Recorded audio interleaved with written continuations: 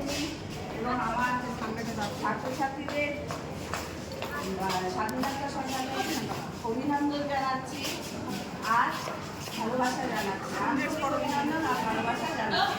আজকের দিনটা আছে আমাদের কাছে গৌরবময় দিন, কারণ ব্রিটিশ শাসন 200 বছর ধরে চলার পর এই শাসনের হাত থেকে আমাদের দেশকে স্বাধীনতা লাভ করে কেউ কথা বলবে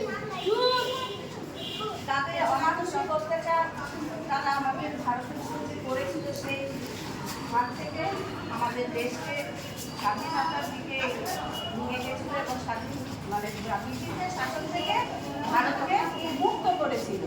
কবে না এই 15ই আগস্ট 1947 সালে 15ই আগস্ট দিনটা, যার জন্য আমাদের কাছে এই দিনটা খুবই গৌরবময় দিন।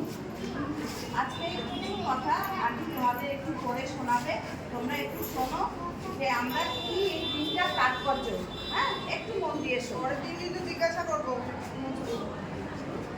আজকে 15ই আগস্ট ভারতের স্বাধীনতা দিবস। এখানে উপস্থিত সকলকে জানাই স্বাধীনতা দিবসের আন্তরিক শুভেচ্ছা এবং অভিনন্দন। আজ আমরা এখানে ৭৯তম স্বাধীনতা দিবস পালন করার জন্য উপস্থিত হয়েছি। প্রায় 200 বছর ধরে ব্রিটিশরা এদেশকে শাসন করে গেছে এবং শোষণ করে গেছে। এই ঔপনিবেশিক শাসনের বিরুদ্ধে দীর্ঘ সংগ্রাম এবং শত শত বিপ্লবীর আত্মবলিদানের মাধ্যমে 1947 সালের 15ই আগস্ট আমাদের এই ভারতবর্ষ স্বাধীনতা লাভ করে। তাই এই দিনটি প্রতিটি ভারতীয়ের কাছে অত্যন্ত সম্মানের এবং গর্বের দিন। এই দিনটি ভারতের জাতীয় উৎসব হিসেবে পালন করা হয়। আপামর ভারতবাসী কৃতজ্ঞ আমাদের মহান বিপ্লবীদের কাছে।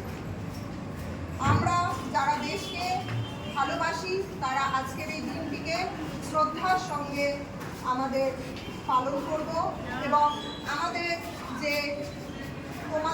আমাদের উত্তরসূরি যারা তাদেরকে মনে রাখতে হবে, আমাদের দেশকে এগিয়ে নিয়ে যেতে হবে এবং আমাদের দেশের উন্নতি করতে হবে।